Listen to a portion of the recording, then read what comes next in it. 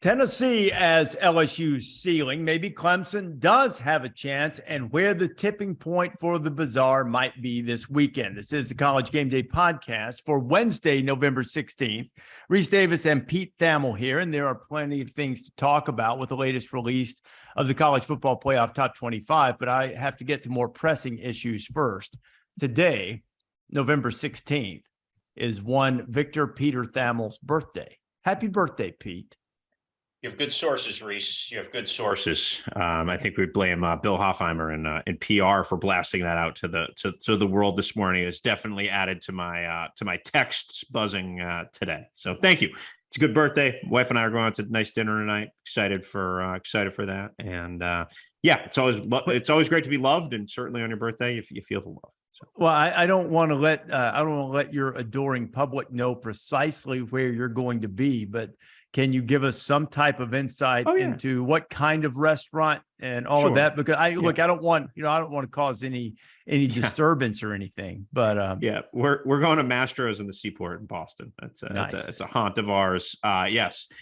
For whichever of you I have to buy steak for, this is the kind of place you'd want me to pay for our bet. It's a good spot right on the water there in Boston. We got some good folks at Mastro's that take good care of us. So it'll be a nice night away, and hopefully I'll be able to turn my phone off because nothing's going to happen. No coaches will get hired, and enjoy some nice, fine quality meats. Okay, so what's the best birthday present you've ever received? Ever? Wow. Like going back to when you were a little kid, was there, I love the movie A Christmas Story. I know that's different from birthday, but the Daisy Red Ryder carbine action 200 shot range model air rifle with a compensating thing that tells time. That was Ralphie's greatest gift ever. What is Pete Thamel's greatest gift ever? That's really tricky. I don't have like a defining, when I was like a little kid, I loved Star Wars. So I bet I got some like cool Star Wars stuff, like a Millennium Falcon. But you get old, and like, my birthday's in November. So like, was it Christmas? Was it birthday? It tends to blend together a little bit. Yeah, I might get back to you at the end of the pod on that. I don't have a good answer. I did get some nice, I got a nice hoodie that I'm wearing here today. Nice soft hoodie. So that was that for my wife, Kate. So that was good. I would like the record to reflect that is a great hoodie, by the way, that I'm not following you for your sartorial splendor, but I am wearing a hoodie, and it's not a sweatshirt. I mean, this is like quality wool here, and it looks like yours is too. That's very nice. It's very cozy. I appreciate it. A fashion compliment from Rece Davis is it's like one from Versace himself. So I do what I can. I got some pushback last night, Pete. I don't really care, but half the people love you and half the people hate you when I opined that, in my judgment, Tennessee is and should be LSU's ceiling, barring, and that's the thing about the pushback you get on social media or other places. No one wants to listen to the nuance. They only listen to the headline. Yeah. And I said, absent, LSU doing to Georgia what Georgia did to Tennessee and what Tennessee did to LSU, making it a true circle. I didn't get a chance to go into this much detail, but I said, absent a blowout, because that's the only way it's a true circle of A beat B, who beat C, who beat A, is if they beat them the same way. Mm-hmm. Sure. And if it's a field goal game or a weird fluky thing and LSU wins, that doesn't make it equal to what the other two did. So what I said last night was LSU can get in, but not before Tennessee. And I'll stick to that right now, absent LSU just going in and stomping Georgia the way the other games have gone too, because otherwise there are too many other things there. If everybody says a full body of work, okay, well, the full body of work includes escaping against Arkansas, against a backup quarterback, escaping against Auburn, who's dreadful, and some great wins, and a tough bad luck loss, opening night that I'm against a good team in Florida State, which is not disqualifying by any stretch of the imagination. So if you take everything, I think Tennessee's better. And then they proved it in Baton Rouge. So that's all I'm saying. But there's been wild pushback on that, even from our friend Ralph Russo, who's like, I think you're wrong. I don't agree with Rece. And I said, well, you're free to be wrong, Ralph. Go ahead. So you said a lot there, Rece. All I really heard was Rece Davis hates LSU. That's right. Now, okay, all right. I just want to make sure I translated that long thought into a fortune cookie. And yes, you would kill Mike the Tiger and eat him as a ribeye if you had a chance. I get it. SEC West biases die hard, so I understand that. So it is an interesting conundrum to step back and look at the Tennessee LSU debate, right? And this is where college football is great, because you get these wild things where something has to sort of give and something has to bend. And I remember saying on the pod about 2 weeks ago, could the SEC champion not play in the college football playoff? And what, under your scenario, that's a yes. I know Greg Sankey would be a little bit persnickety about that scenario, because he thinks a lot of his champion of his league that has won many of the last national titles out of what is it? I'd have to go think about it for a second, but they've won all 80, of them. All of them that Clemson and the first year that Ohio State didn't win, they won the rest of them. Yeah, since like 06, I guess, or maybe 5. Oh, I was pre-college. I was thinking college football. Yes, college football. Yeah. Anyway, they've won a vast majority of them. Not all of them have been SEC champions, but many of them have. And yes, it would be a really interesting debate to really dial in and go there on that. I do tend to agree with you. When you really start to say, what do you have conviction behind in these playoff things, in these tenets, in these different things? Like, I don't have a ton of conviction behind conference champion. I think it's a nice thing. I have a lot of conviction behind head to head. I just do. Now, again, if it's head to head and somebody has, distinctly more losses or more poor performances, sure. But head to head should be head to head. And the LSU Tennessee head to head wasn't close. Now, Brian Kelly did not coach his best game because he fed into the Tennessee wood chipper, and he kept giving them the ball back and gambling. And that's what Tennessee does to you. It sort of takes sensible coaches and sometimes prompts them to do unsensible things to try to break momentum. And I think Tennessee had 3 short fields in the first quarter of that game. And that in part because of LSU aggression, which obviously in hindsight didn't appear to be smart. So I would probably agree with you that I hate LSU. Now, I don't think that we're going to get here, because this argument is obviously this FAUX outrage, and sport does FAUX outrage like college football, is predicated on the notion that LSU can beat Georgia. I don't think they will. I think they can, but I'm not that's not a live scenario in my mind when I game out things that can happen. But I'm just happy your biases have been exposed to everyone in Louisiana. Here's the thing. In fact, I know this, and this is going to make them even madder. And I'm sorry, because I do have a lot of great friends at LSU. This will make them even madder. They can't beat Georgia. They cannot line up and beat Georgia, but Georgia can lose. There's a difference. Yes. Anybody can lose. And that's why I value head to head, like, as you said, but I don't think it's the be all end all. Because of that, teams can lose. The better team doesn't always win the game. If that were the case, then we would have to say without the shadow of a doubt that Arizona's better than UCLA. Well, everybody knows they're not. They played better the other night. They made a couple of other plays. They won the game, and that's to their credit, and that's wonderful. It's great. But that happens in close games. I do put more weight on it when you're trying to differentiate among largely similar teams, which LSU has elevated itself at this point in the season, that they are largely similar to most of those teams they're competing against.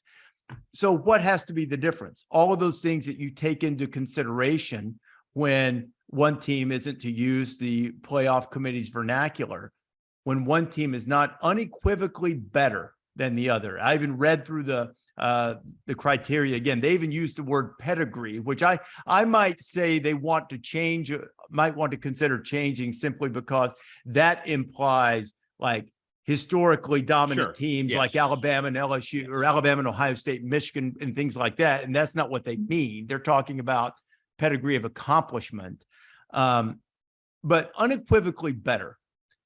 I don't think that about LSU being unequivocally better. And honestly, I don't really think Tennessee's unequivocally better. I think they're better, but not unequivocally so. So I have to go into these other things. So a notch on the LSU side would be the conference championship. That carries some weight. That would be quite an accomplishment to beat Georgia.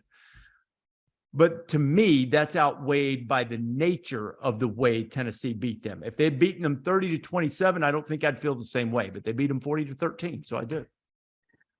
This brings up one of my old jokes in this. Everyone always says, well, like if Ohio State, Michigan goes down to a last second field goal, it's like the last second field goal thing. Why is it always the last second field goal? Why is it going to be a last second touchdown? Like I think that always, every time that scenario is presented, it's presented with the qualifier of, and what if it comes down to the last play and they win on a last second field goal or they lose on a last second field goal? It's just a funny, like hypothetical quirk that has developed in the conversations around this. But I agree, Rece. I understand why you hate LSU. So I have a full understanding.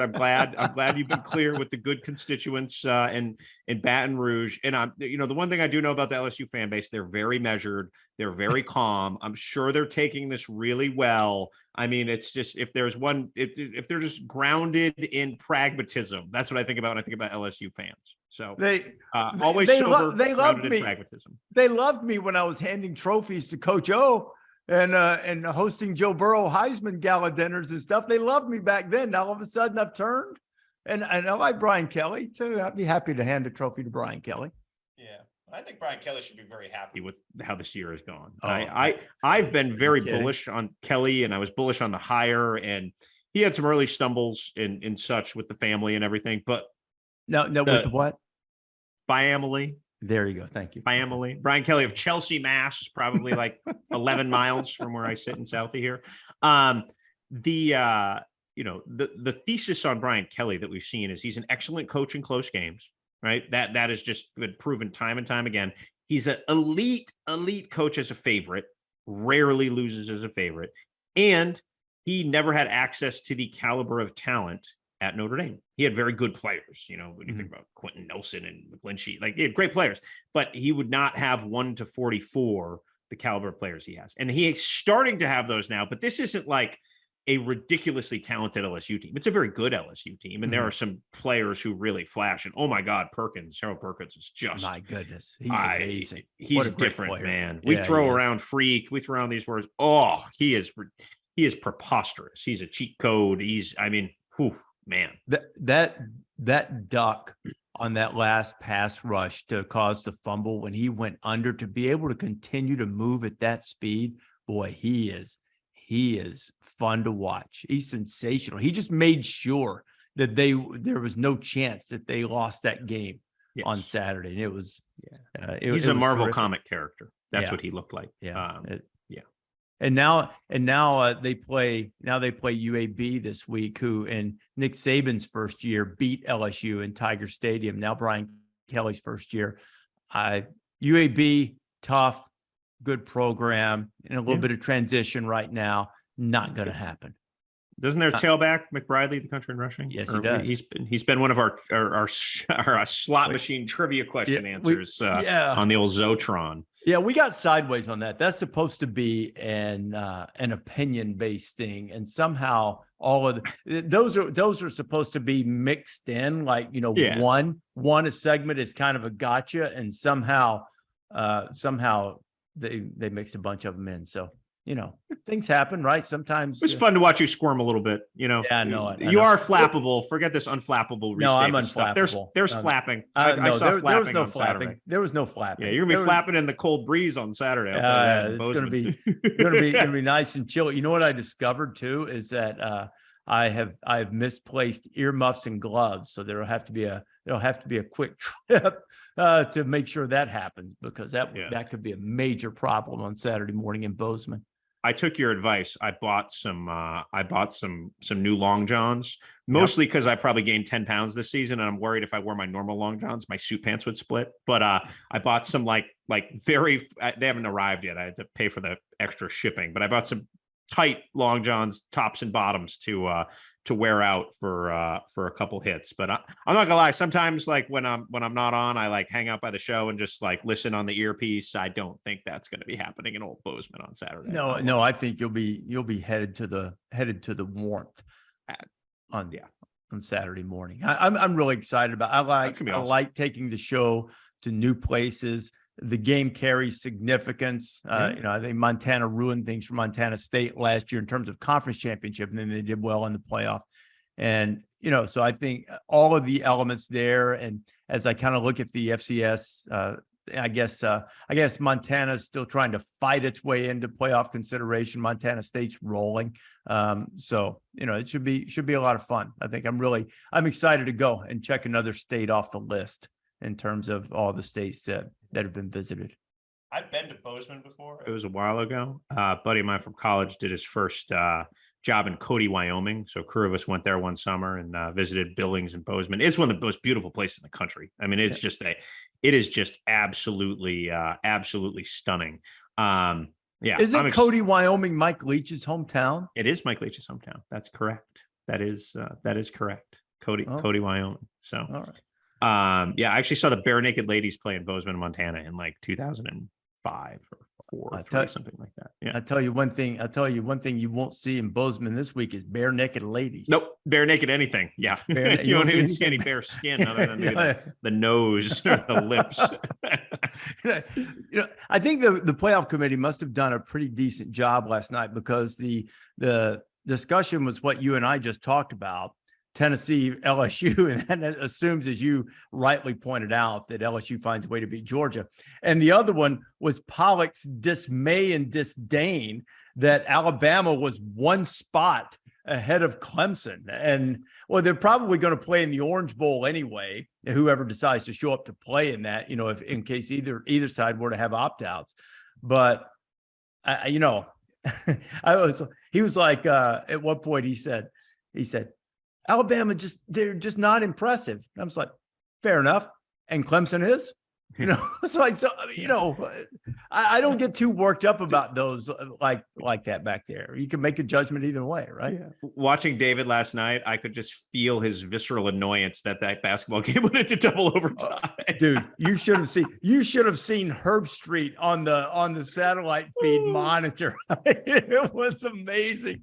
Yeah. I was there anyway. I was there for halftime of the Duke Kansas game after it. So okay, yeah. But look, I can tell you, I was long in bed. Duke Kansas. I wasn't making it to Duke Kansas. I watched your show. It looked like a great game. I saw the highlights really this morning. Yeah. No, it looked like most games really actually. Kentucky, it was a great kind of. I think of that as the start to the season, right? I've obviously watched a bunch of games, but that it's like the grand kickoff of college basketball. And Louisville's 0-3 already. How about that? That's been 3 1-point losses. 3 1-point losses is like first time in like 40 something years. We need to ask Bill about some of the statistical anomalies that go into that. But the Kenny Payne era has been very literal. Yes, very, very much so. I don't want to take us down the rabbit hole, but of college basketball just yet. But one quick thing, and then I'm going to take us back to Clemson. You said the Champions Classic feels like the start of the season. That's the biggest problem with college basketball, in my judgment, is that nobody really knows when the season started. It just sort of starts. They need to push it back, start it probably right after Championship Saturday in college football, have a big deal, have big non-conference games, Champions Classic, push it into December and push everything back. And, Billis always jokes that, everybody's got the capacity to pay attention to more than one thing. And he's right. You can pay attention to football and watch basketball too.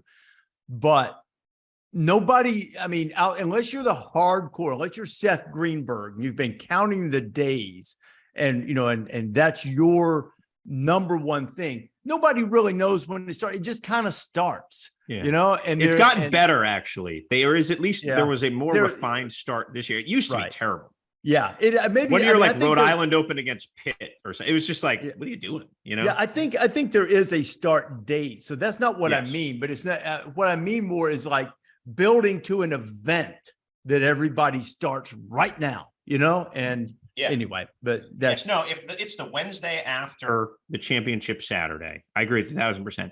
And there are, let's say there's like maybe that week there's a Tuesday, Wednesday, Thursday. Each of them the caliber of Duke, Kansas, and the caliber of Kentucky, Michigan State, and then you do a West Coast, and you have Gonzaga play, UCLA, and Arizona play, whoever, Oregon or something. That's a league game, but you know what I mean? If you Arizona plays San Diego State, and you might be a league game.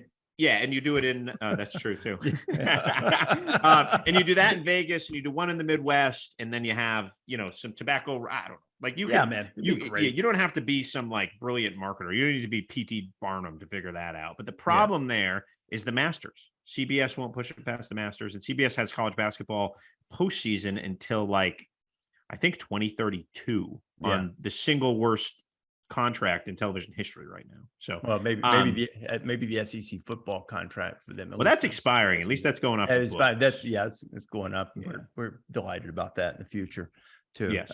Okay. I'll save some of this for basketball. How about Izzo's two inbound plays, by the way, though? Like the full court one and those were I fell off my chair. It was phenomenal. It's good to have Izzo back. How about that? And too, with Tom, my researcher in basketball is Gil Bransford, who's brilliant, and he's also a Michigan State guy.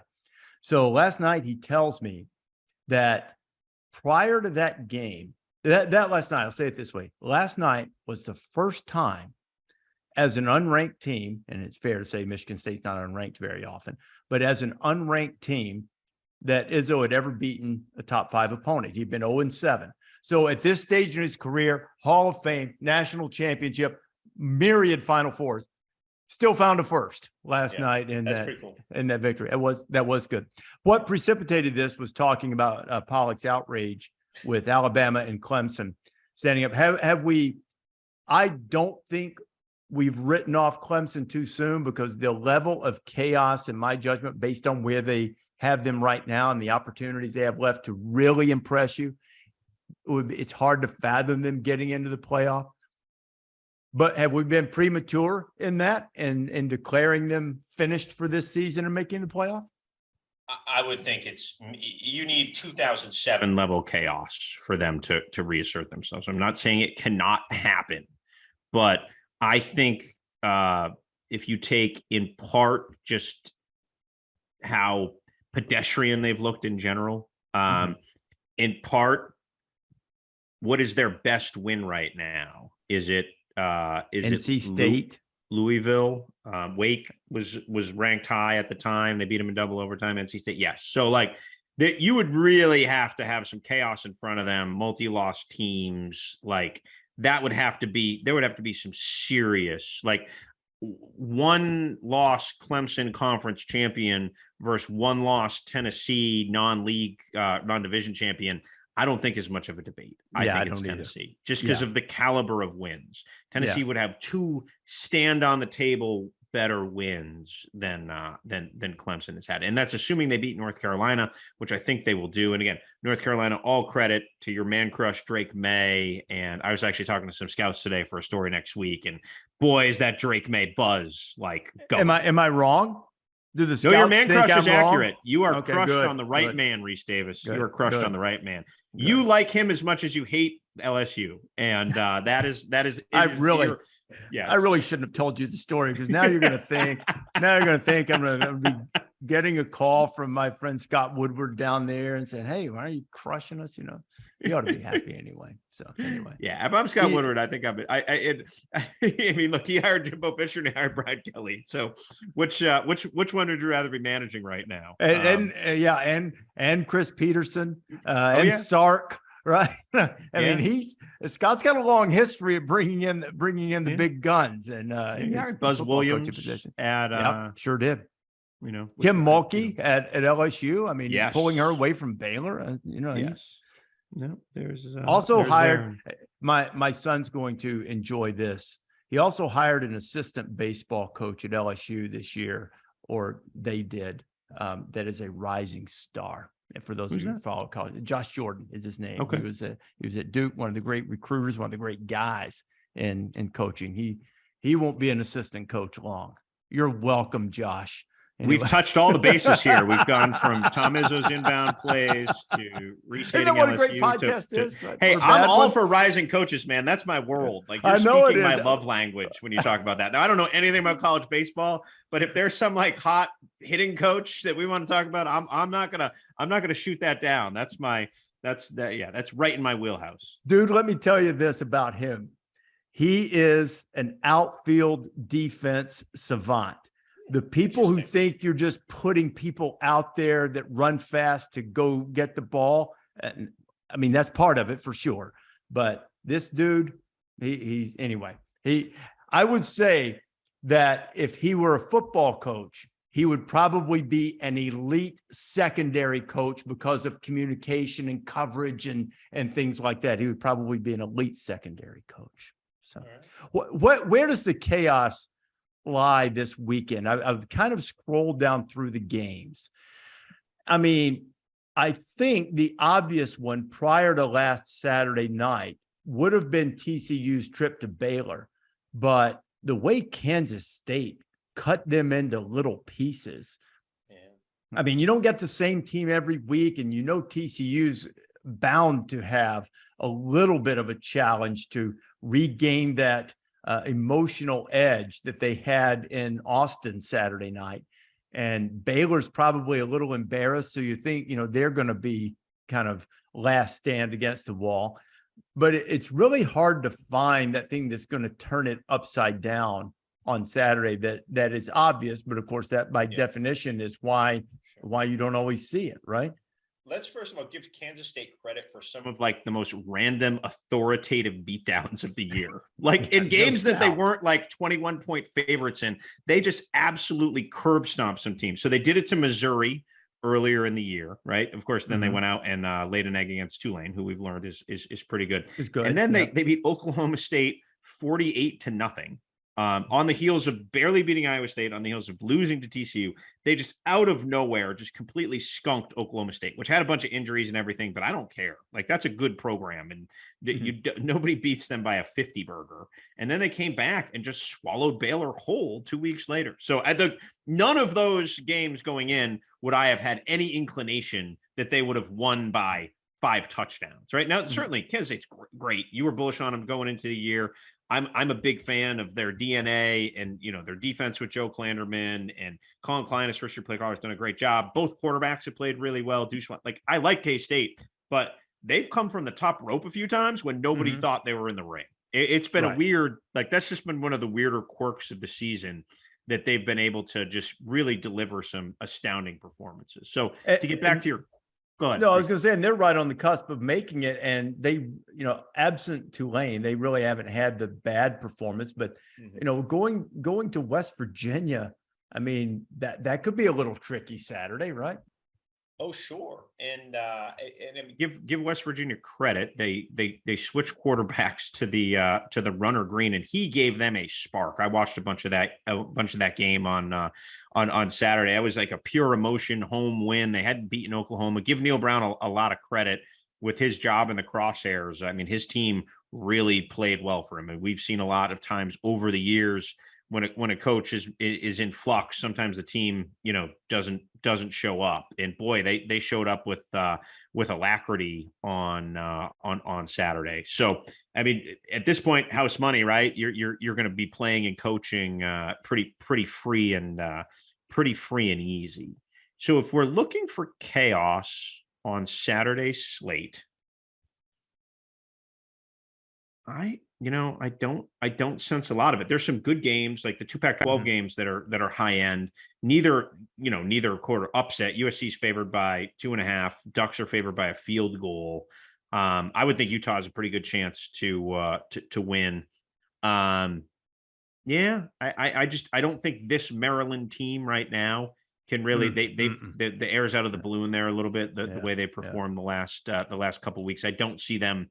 People have brought up the Ohio State time they had to beat them in overtime when Urban was still there. I don't see that happening.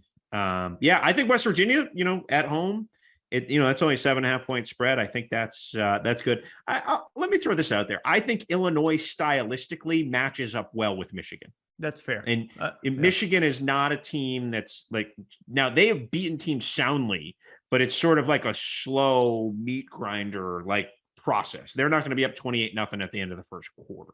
And so, and look, they beat you because their defense is elite. Their special teams, especially at Michigan, have been elite. But I do think that what I'm imagining is going to be a cold, blustery day in Ann Arbor, I think Illinois could, if that's 10-7 in the third, I'm not going to flinch. Well, I can tell you on the Picks pod on Friday, I mean, that number is 18.5. And I'm one of the people, I think Michigan's really good. Mm-hmm. I know that their resume may not indicate such, but watching them play, I think that's a really solid, physical, tough, great running game. Heisman Trophy candidate running back, Blake Corum. I think they're really good. And it's not that I think Illinois' defense is, just impenetrable, but they are third in the nation scoring defense. Michigan's number one. I'm definitely taking the 18.5.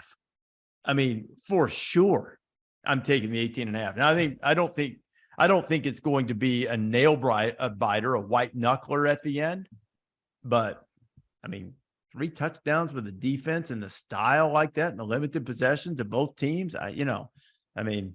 Yeah, that probably means Michigan's going to win 49-7, but I'm not with defenses like that and the weather you mentioned, and the fact that Illinois has been pretty good against the spread as a road underdog. I'll take it. I'll take them and see on Friday. So. And then other than that, I do think Baylor can give TCU a game. I mean, look, TCU's offense really struggled against a pretty mediocre Texas defense. Texas defense has not exactly been gangbusters this year. So again, I don't want to be like skeptical of TCU because they've certainly proven their worthiness for where they belong in the playoff chase, and they've consistently won. It's been a great story there. I think their defense could really, give Baylor's offense some fits, and Baylor's offense has been a little bit sporadic this year. But that should be it's college football. Like these games are designed when you're highly ranked and you go on the road. I mean, TCU is only 2.5-point favorite, which is better than being a touchdown underdog like last week. So yeah, no, that was pretty easy money too.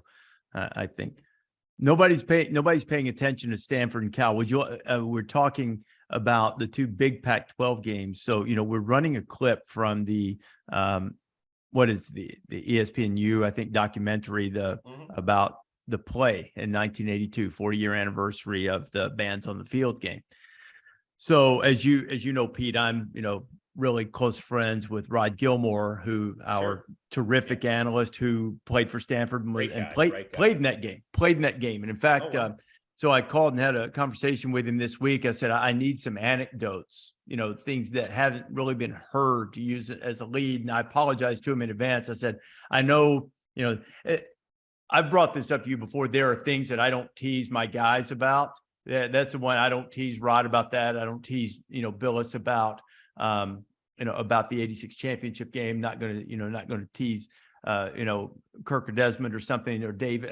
I've stopped teasing David about the forward lateral play, the Florida game, all those things that I think are kind of, those guys are such great players that you can have some fun and jab, but there are things that are, a little close to home. And I know that one is with Rod, but, we've been such good friends for a long time. I said, hey man, I need a couple stories. He was very gracious. He told me a couple. One that he shared in all humility was that he basically got the ball back for Elway. There was a 3rd and 2 play. And he said that he looked over at Joe Kapp, who was the Cal coach at that time. And he said Kapp was sitting there with his arms crossed and he's looking at Rod and he's nodding his head. Rod's not the biggest guy in the world. He's, strong, but he's not a big guy. Cal, I've forgotten who the running back was, but he had a big running back. And so Rod said to his safety, Rob was a corner, he said, I'm not playing coverage, I'm going. And so he hit him in the backfield, stopped him on 3rd down and got the ball back, and Elway led the field goal drive, and then that led to the kick.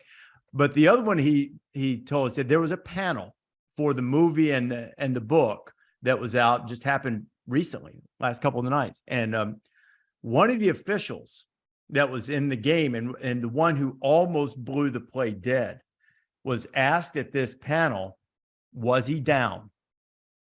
And the official's answer was, I don't know. He said, I had my whistle and I saw the knee and I inhaled to blow the whistle. And just as I did, he said, and he was watching, but just as he was about to blow the whistle to show you what a thin margin this was, he's about to exhale, game will be over, and he sees the ball. And so now there's just that little hint, well, maybe and so he didn't blow the whistle. And for all these 40 years, even the official is not positive whether the runner was down prior to, Kevin Mullen wound up with the ball and ended up going in scoring. But that's an amazing story. The fact that he inhaled is such a good detail. And then didn't. And I just read on ESPN.com a great story. Joe Starkey, who has the iconic call of that game on the radio, is broadcasting his last big game. Oh, very cool. Isn't that cool. Something? I mean, he had such a great call. And, yes. Yeah. And like all of us, I think in broadcasting, I'm sure in your former life you're still a tremendous writer, but you're also doing broadcasting too. Whenever you do something live and in the moment, when you go back and look, there's always, I didn't like this, I didn't like that. And I guess Joe, the rest of the night after that, was beating himself up because he felt like he didn't give enough detail, because you have to remember, he's calling it on the radio, but I mean, it was a legendary and just a tremendous call. Yes. Did you? Yeah. I mean, you can hear the call in your head. Like when we have this conversation, the band is on the field. Do you do that? Like, I know you can edit what you write, but at some point it's out there.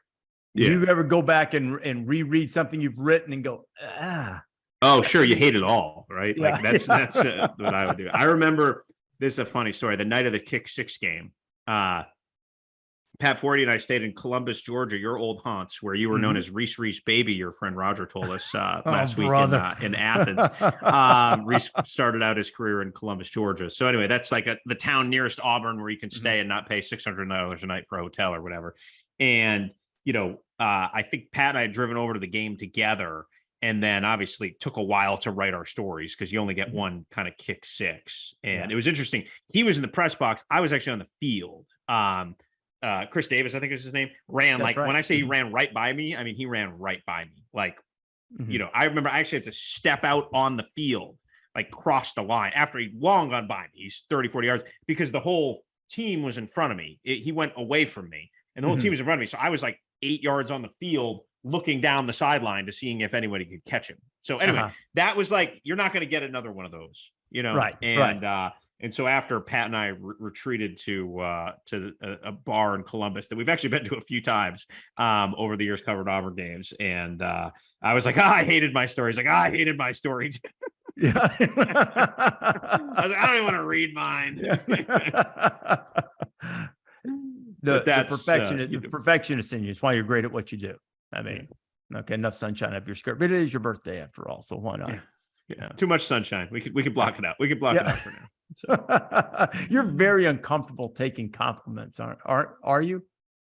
I would say, I'd rather deflect than embrace. That's probably a fair description. So okay, all right, fair enough. All right, so we talked about Clemson. What about North Carolina? Too many holes on defense. Like if they run the table the rest of the way, if they were to say and I don't, you know what? He's worthy of consideration. I just have a hard time quite getting there that Drake May's going to win the Heisman Trophy this year, but you've got a legitimate Heisman Trophy candidate quarterback. Yeah, you go through, you win the ACC championship game. You're a one-loss conference champion, albeit in the weakest Power 5 conference. I think most would agree, except the most staunch of ACC fans. Does North Carolina get the same level of consideration that Clemson might get if they are in that situation?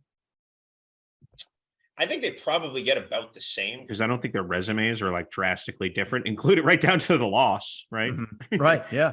It's gonna be it's the same. It's the same loss. One's road, one's home. But so I've been fairly critical of Gene Chizik on this podcast because their defense gave up 61 to App State. I remember watching that FAMU game at opening weekend, and they moved the ball on them. Willie Simmons and those guys moved the ball on pretty well. Georgia State scored 28. Now, they have gotten better on defense, meaning like they didn't give up 61 to a mediocre Sun Belt team. And that's really what App State has turned out to be. I think they're 5-5 and 2-4 in the league. But they've gone from getting gashed on defense to being like good enough on defense. Again, I'm not saying that they're making teach tape down there at UNC, but they've gone from really basic and flat to, when you talk to people who play them now, at least like they offer some blitzes and they offer a little bit more complications. They've had some injuries there, but I don't know, man. I don't know if a team that gave up 61 to App State can be. I just like there's nothing about their resume other than the wins, and there's plenty of wins, and that's what you get paid to do. That gets me excited. Now Orange Bowl is a really worthy accomplishment for both. Yes, Both, exactly. Whoever wins that game, Clemson or North Carolina. I know it's not the standard at Clemson, nor should it be. I understand that. And I don't begrudge them. I don't say for 1 second when you've accomplished what they have that they should be happy to go to the Orange Bowl. I don't mean that. I mean, this team, which whether you're viewing with football judgment or viewing metrics and efficiency or strength of schedule or whatever it might be, is good. Not great, So I think if whichever of those teams winds up winning the ACC and going to the Orange Bowl and playing an SEC opponent, great run. And then make your point then. Make your point against, Alabama or Ole Miss or whoever it is that winds up in that game opposite you, or LSU if they were to lose to Georgia in the SEC championship game. Go make your point then, and say those guys on the GameDay podcast didn't know what they were talking about. But I think that, I don't see a scenario in which either of them wind up in the college football playoff. And I think that's appropriate, because I think all of the teams ranked above them that are listed as contenders, with the possible exception of USC. And I think Alabama's kind of the same as Clemson anyway. I think they're better than North Carolina, but they're kind of the same, just have different strengths and different weaknesses. All of those other teams are better than them, at least in my judgment. So I don't have a problem at all with a one-loss ACC champ being left out in favor of Ohio State if it were to lose at home on a last-second field goal, Pete, to Michigan, or to certainly not to Tennessee. So anyway, sorry, I had a little freeze there. I apologize. I was not zoned out. That's all right. Are you there? Okay. I'm here. Yep. I had to switch my internet. So let me pivot on this, because you mentioned the Orange Bowl before, and you mentioned a Clemson-Alabama matchup, which is great, right? Who wouldn't flip on the TV to watch great players and all those great players? How impacted, Rece? I think this is an interesting question for the next 6 weeks to stir the pot a little bit. How impacted do you think the bowl season will be with opt-outs now that we're in the NIL era? And I will ask that question by adding this piece of editorial in it. An AD said to me this summer, just off the cuff when I was on the phone with him, I have I am planning like an NIL stash of money to pay our players to play in the bowl game, because I'm worried about that. And like should bowls pay the player? Like there's some interesting. That would be great. I think so too. There's some interesting concepts that come up with bowls and such. Like, and again, like Bryce Young, what does it behoove Bryce Young to play in the Orange Bowl? So anyway, I'm just curious what you think. If you think we see, because of NIL and the portal, and the portal is going to be a huge factor too, because everybody's going to jump in December 5th. Do you think we see a drastically impacted bowl season? My instinct tells me that at programs like Alabama and Clemson, you're not going to see as much as you think you're going to see. That a few years ago, or even just prior to NIL, 2 years ago, you could really make a pretty easy case, because, they weren't officially, legally, or within the rules, I should say, making money. Now you've got guys, to use Bryce as an example. I mean, Bryce has done really well, most estimates say well into 7 figures. So it's not NFL money, but it's not the same level of risk because you have, you have some money, and that's true for a lot of players. So I think that at programs that have great institutional pride, and then maybe because of that particular matchup, I wouldn't think that would be too affected. Now, the flip side of it is, and I don't mean any disrespect, so I won't use a name, but if you have a team playing someone that, if you have a big name team playing someone that maybe the players go, what? And deem that as not a big deal, then maybe you'll see it. So I maybe it comes down to where the money really doesn't change it that much. But that is a great concept. The Bowls should do that. And you know what? Pay it like the Super Bowl. Pay them to win. Pay them more if they win. Bottom line here, but if you win, you get this instead. So I agree with that, all of that. Thanks for watching ESPN on YouTube. For live streaming sports and premium content, subscribe to ESPN+.